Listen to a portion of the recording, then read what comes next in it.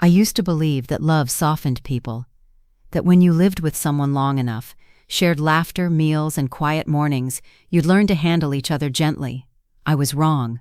When Mark pinched my waist for the first time, it wasn't playful. It was a test. He did it in the kitchen, sunlight pouring through the window, catching on the diamond of my ring, a ring he'd chosen himself when his words were still tender and his eyes were still kind. He laughed as his fingers pressed into my side like he was teasing. But then he said it. "Plump," he murmured, smirking. "You're getting plump, babe." The sound of it, that single word, settled somewhere deep where insecurity meets disbelief. I remember trying to laugh it off, brushing his hand away as though it didn't sting, but it did. It stayed. That night I stood in front of the mirror after my shower, tracing my own reflection under the yellow bathroom light. I wasn't heavy. I wasn't unfit. I was just not the girl I had been when we met. And maybe that was the problem. Maybe he still looked for her in me. The girl who used to skip meals to fit into dresses. The one who laughed too loudly and never noticed people's eyes following her when she walked into a room. Now I had a mortgage, a job that drained me, a husband whose affection had calcified into routine. Somewhere between the grocery lists and the what's for dinner, he had stopped seeing me. But it wasn't just that one comment. It became a pattern, subtle, disguised as humor.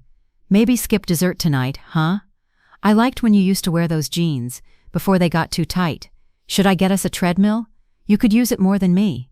Each one was a tiny cut, a wound dressed up as concern, as laughter, as just joking. And I let him. Because that's what you do when you still want someone to love you. You absorb their cruelty and call it care. I tried to change. I downloaded fitness apps, joined a gym, started counting calories like they were sins to be confessed. Every morning before work, I'd lace up my sneakers, stare at my reflection, and whisper, "You can fix this. Fix this." As though my body was the problem. But no matter what I did, it was never enough. He'd glance at my plate and arch an eyebrow. He'd pat his own stomach and joke about me catching up. He started touching me less. The absence felt heavier than any words could. At first I blamed myself. Maybe I'd let myself go. Maybe he was right. But then there were the photos. It started when I borrowed his laptop one night to print something for work. He'd left his email open. I wasn't looking for anything. I swear I wasn't.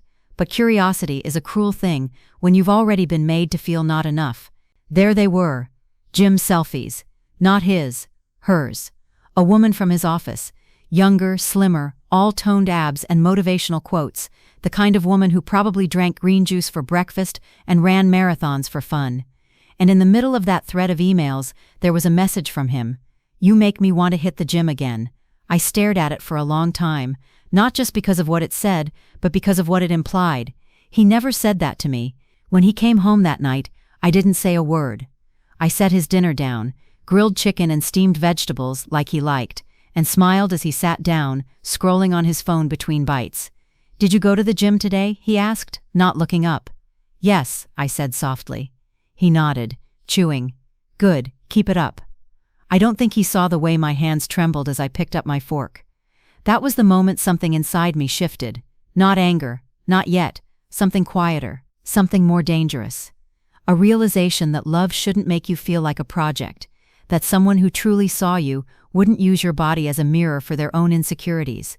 That night, as he slept beside me, I stared at the ceiling and thought about everything I had given up to fit into the version of me he wanted, and how small I had become in the process. He thought I was plump. He thought I had become soft. He had no idea how strong I was about to become. The morning after that silent dinner, I woke up before the alarm. The house was quiet, the kind of heavy quiet that sits on your chest when you're pretending everything's fine. Mark was still asleep, one arm flung across my side like a possession, not a gesture of affection. I slipped out from under it carefully and sat on the edge of the bed. The air smelled like him, cologne, laundry detergent, the faint trace of arrogance that seemed to linger long after he left a room. I sat there for a while, staring at the faint light seeping through the curtains, wondering when exactly I'd started measuring my worth by his opinion. I made coffee, stood barefoot in the kitchen, and thought about that woman, the one from his emails. I pictured her perfectly polished, probably one of those women who made effortless look effortless. I thought of the way he looked at her, and for a brief, bitter moment, I wondered what she had that I didn't. Then I caught my reflection in the microwave door, blurry, imperfect but familiar, and I whispered to it, "I miss you." That was the beginning, not of revenge, not yet, of remembering. I started walking again, but not to lose weight, to breathe. Every evening after work, I'd lace up my shoes and walk through the neighborhood as the sun began to set. No headphones, no timer, just me and the sound of my footsteps on the pavement. For the first few weeks, Mark didn't notice. He'd be on the couch when I got back, watching something, half listening when I talked. Then one night, he asked, "How much weight have you lost?" I smiled. "Nothing." He frowned, confused. "Then what's the point?" I shrugged. "Maybe I'm not doing it for that." He didn't get it. Men like him rarely do. It wasn't about shrinking anymore. It was about expanding. My lungs, my thoughts, my boundaries. I started eating what I wanted again. Real food, not guilt disguised as salad. I started dressing for myself, not for his approval. Some days, I wore my hair down and let it frame my face like it used to. Other days, I wore red lipstick again. That shade he once said was too much. It wasn't an overnight transformation. Healing never is. It's messy. It's defiant. It's 1,000 small choices made in silence. But the more I pulled away, the louder he became. He started noticing things. "You're different lately. Who are you trying to impress? Why are you always out walking? I thought you hated exercise." Each question carried the same accusation. "You're not supposed to change without me." But I didn't answer. I let the silence sit between us like a wall. Then one night, he came home later than usual. He smelled like perfume, not mine, the expensive kind, and I didn't need to ask where he'd been. He leaned in to kiss me like always, out of habit, but I turned my face just slightly, just enough for him to notice. "Something wrong?" he asked. "No," I said. "I just don't feel like pretending tonight." He stared at me for a long moment, then laughed softly, like I'd said something foolish. "You're overreacting." Maybe I was. Maybe I wasn't. But for the first time, I didn't feel like defending my feelings. The next morning, I made breakfast like normal. Eggs, toast, fruit. But as I set his plate down, I said, "You should make a doctor's appointment." He blinked. "What?" "You've been getting headaches, you've been tired, and your father had high blood pressure, remember?" He waved it off. "I'm fine." "Still," I said, "go, for me." He rolled his eyes, muttered something under his breath, but he went, not out of concern, but because he wanted to prove me wrong. While he was gone, I stood at the window, sipping coffee, feeling a strange calm settle over me. I wasn't hoping for anything bad. I wasn't wishing him harm. I just wanted the truth to find its way to him, the way it always does. When he came back, he didn't speak to me right away. He dropped his keys on the counter, sat down and stared at the wall for a long time. "What did the doctor say?" I asked quietly. He didn't answer. So I waited. Finally, he said, "He wants me to come back next week. My blood pressure's high. He said I should lose weight." I looked at him, the man who'd spent years mocking me for not being perfect, and for the first time, I didn't feel anger. I felt pity. "You'll figure it out," I said softly. He looked at me then, really looked at me, and there was something like uncertainty in his eyes, something I hadn't seen before. He nodded. "Yeah, maybe I will." That night, I slept deeply for the first time in months. Because sometimes karma doesn't come crashing through the door. Sometimes it walks quietly in through the clinic, wearing a white coat, holding a clipboard, and it speaks softly, but it never misses its mark. The week after Mark's doctor visit felt strange. He didn't tease me. He didn't comment on what I ate, how I looked, or what I wore. He was quiet. At first, I thought it was guilt, maybe the kind that lingers like a bad taste. But as the days went on, I realized it wasn't guilt at all. It was fear. I'd never seen him afraid before, not of anything. But now, he avoided mirrors. He skipped dessert. He started reading nutrition labels like they were life or death instructions. And every time I caught him glancing at me, when I was cooking, reading, or just existing, there was something else in his eyes. Not desire. Not even irritation. It was confusion. Like he couldn't figure out who I'd become while he wasn't paying attention. One night, I came home from work to find him on the treadmill in the garage, shirt drenched in sweat, breathing hard. The same man who used to laugh at my yoga mat now looked desperate to outrun something invisible.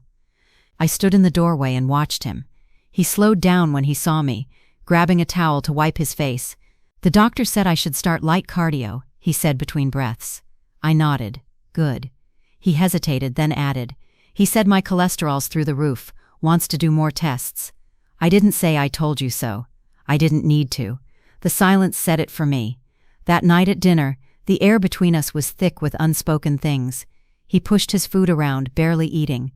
I set my fork down and said quietly, "You'll get through this." He gave a humorless chuckle. "Will I? You sound sure." "I am," I said. "You're strong when it's convenient." He frowned. "What's that supposed to mean?" "It means you've always picked your battles," I said. "When it came to work or money or showing off, you fought like hell. But when it came to empathy, to kindness," I looked at him steadily, "you never even showed up." He stared at me for a long moment, then looked away. For once there was no retort, no snide remark, just silence. After that, he started trying, in small, awkward ways. He offered to help with dinner. He complimented my hair one morning, though it sounded like the words tasted foreign in his mouth, and yet something about his effort felt hollow, like he was rehearsing remorse instead of feeling it. Weeks passed. His second doctor's visit came and went. The results were worse. He came home pale, holding a piece of paper like it was a verdict. "They think I might have early heart disease," he said quietly. "Something genetic." I set my mug down slowly. "I'm sorry."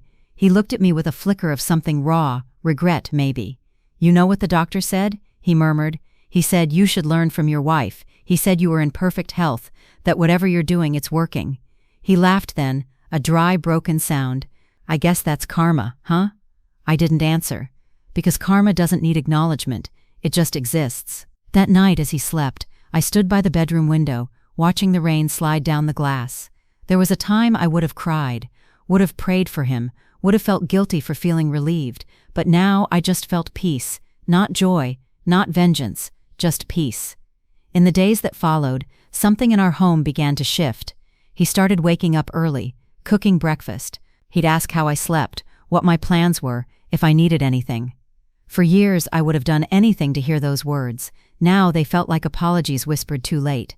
Sometimes I'd catch him staring at me as if seeing me for the first time, not the version he'd molded in his head, but the woman who had survived him.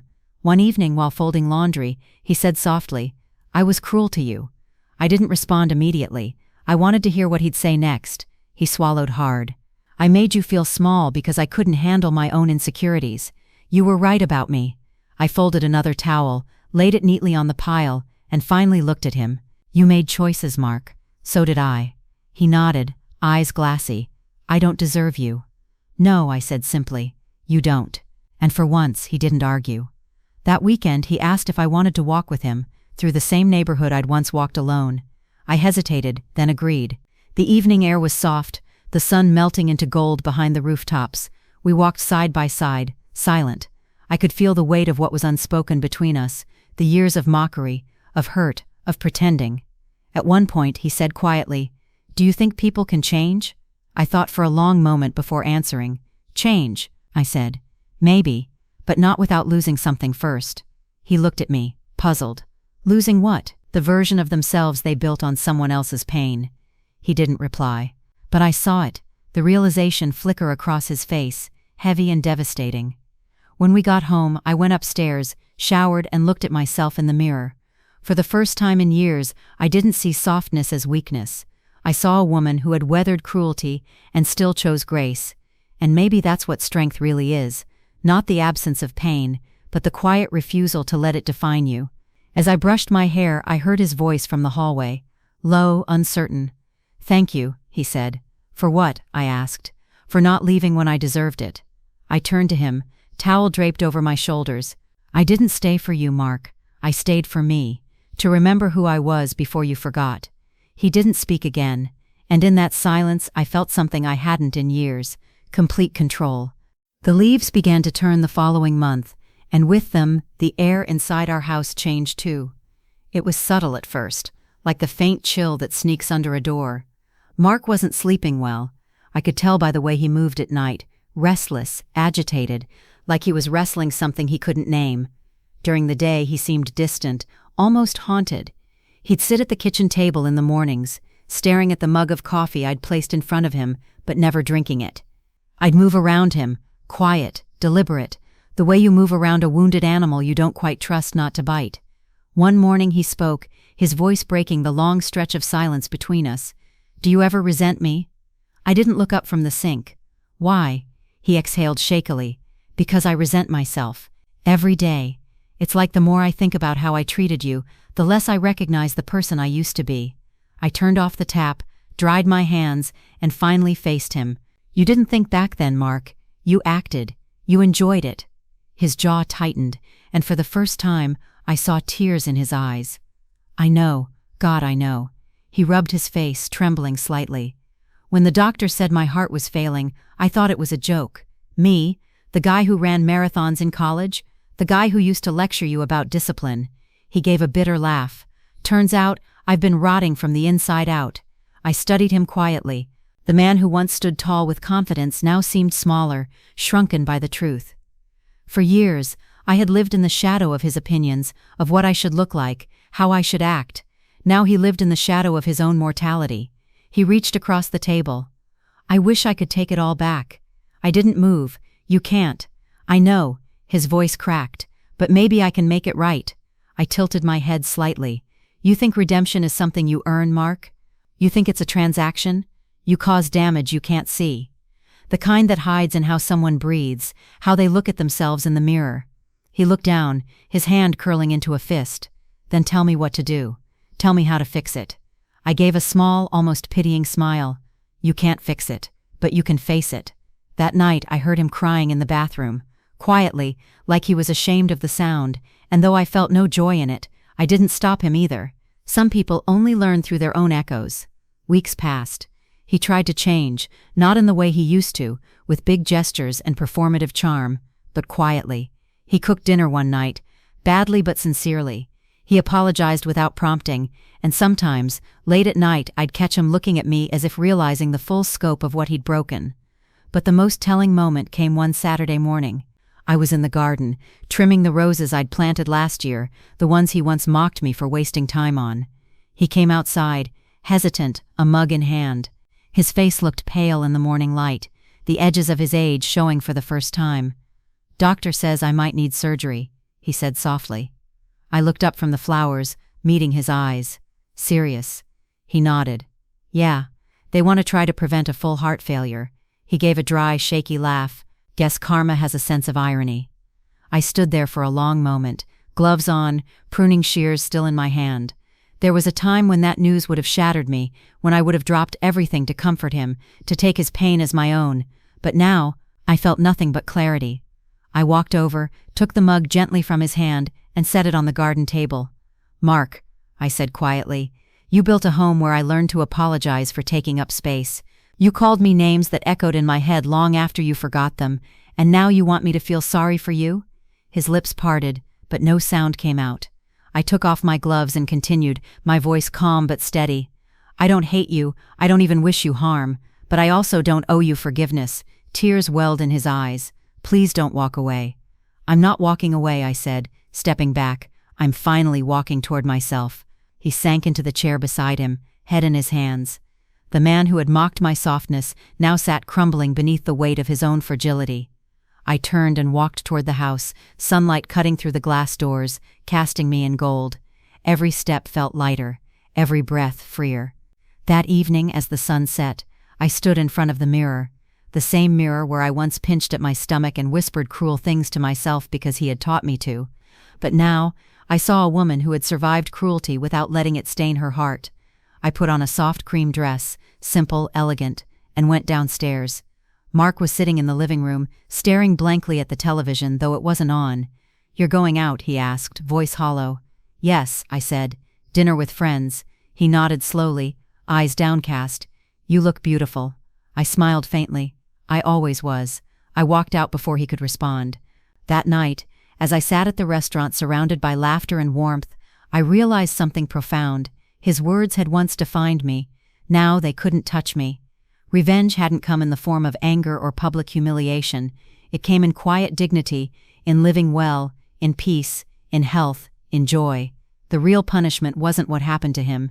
It was that he had to wake up every morning and face the woman he had tried to destroy, and realize she no longer needed him to survive. The first snow fell 2 months after that night. It came quietly, the way change always does, not in grand announcements but in whispers.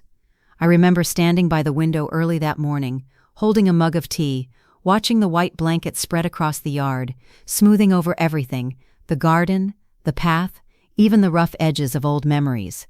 Mark was still asleep upstairs. He'd been in and out of the hospital since October. Blood pressure, arrhythmia, the early signs of a failing heart. The irony wasn't lost on me. The man who once measured my worth by the shape of my body now depended on the strength of a heart that had forgotten kindness. He tried to change, and to his credit he did, in his way. He cooked more, apologized more. Sometimes he'd come up behind me while I was reading and rest a trembling hand on my shoulder, as though to say, "I know, I see it now." But I had stopped needing those gestures long ago. Forgiveness doesn't always mean reconciliation. Sometimes it's just choosing not to let bitterness rot your soul the way cruelty rotted his. I wasn't angry anymore, and that terrified him more than if I had been. Because indifference, when it comes from someone who once cried for your approval, cuts deeper than rage. That winter I found a rhythm that was mine alone. Mornings started with long walks, boots crunching softly over frost. I joined a yoga class, started journaling, learned to cook dishes he'd once dismissed as too bland. I even started sketching again, something I hadn't done since college. I filled notebooks with half-finished drawings, trees, faces, the curve of sunlight through curtains. For the first time in years, I wasn't trying to fix myself. I was simply living. Meanwhile, Mark grew quieter. He'd sit by the window for hours, watching the world without really seeing it. His once commanding voice softened, his laughter came rarely, and when it did, it sounded uncertain, almost borrowed. One night in January, I found him sitting in the living room, looking through our old photo albums. When he noticed me, he smiled faintly. "You were beautiful," he said, touching one of the pictures, our wedding day years ago. "I still am," I said. He looked up at me, eyes filled with something like regret and admiration all tangled together. "You are. God, you really are." And for the first time, his words didn't sting. They didn't carry weight or power. They were just air, too late to matter. He reached for my hand. "I don't expect you to love me anymore. I just hope you know I'm sorry." I met his gaze steadily. "I believe you," I said, "but I'm not staying." He blinked. "What?" "I've been thinking about this for months. You need care, and I've made arrangements for a nurse to come by daily, but I can't keep living in the ruins of who we used to be." His eyes filled with tears. "Is there someone else?" I shook my head. "No, there's just me, finally." He looked away, nodding slowly, as if the words were sinking in, heavy but inevitable. After a long silence, he whispered, "I deserve this." And though I didn't say it aloud, I agreed. Packing was easy, not because it wasn't emotional, it was, but because I had so little that felt like mine left to take. A few clothes, my journals, the sketchbook, my mother's old pendant that I'd stopped wearing because Mark once said it didn't go with my style. I slipped it around my neck again that morning, felt its familiar weight against my skin, and smiled. When I walked downstairs, the nurse had already arrived. Mark sat on the couch, frail but composed. He didn't beg, he didn't argue. He just said, "Thank you for not giving up on me completely." "I didn't do it for you," I said gently. "I did it for who I used to be, the woman you hurt. She deserved peace." He nodded, eyes glistening. "You always were stronger than me." I walked to the door, paused, and turned once more. "Take care of yourself, Mark." And then I left, softly, like closing a chapter that no longer served the story. It's strange how silence can be so loud when it's full of freedom. The air outside hit my face like a baptism. Cold, clean, new. I got into the car, turned the key and sat for a moment, hands on the steering wheel, letting the reality settle in. I wasn't leaving a man. I was leaving a cage that had disguised itself as a home. The roads were lined with snow-dusted trees, the kind that sparkle faintly when the sun hits them. I drove without a destination, just music and motion, the rhythm of tires on ice like a heartbeat, sinking back to life. At a red light, I caught my reflection in the rearview mirror, strong, calm, radiant. For years, I had chased his approval like a shadow I could never catch. Now I didn't need it. Months passed. Spring came. I moved into a small cottage on the edge of town. Nothing fancy, but it was mine. The walls smelled like paint and possibility. I filled it with light, books, and silence that didn't ache. Sometimes I'd sit in the garden at dusk, tea in hand, listening to the crickets, and when I thought of Mark, which was less and less, I didn't feel anger. I felt distance, the kind that means you've healed. The last I heard, he'd recovered enough to live independently. He sent a letter once, handwritten, shaky script. It said, "I finally understand. I treated you like a mirror that reflected my insecurities. I broke it, thinking I was fixing myself. Thank you for surviving me." I folded the letter neatly, tucked it into my journal, and never wrote back. Because closure doesn't always need a reply. One evening, I went out with friends, real ones, the kind who saw me for who I was, not who I should be. As laughter filled the air, I realized something simple but profound. The best revenge isn't revenge at all. It's happiness. It's waking up one morning, making coffee, and realizing the person who once made you feel small no longer exists in your world. It's being alive, truly, unapologetically alive, after someone tried to shrink you. And sometimes, when I look in the mirror now, I still hear echoes of that old voice, his, and sometimes my own. But then I smile, because the woman looking back isn't broken anymore. She's free. And freedom, I've learned, is the sweetest vengeance of all.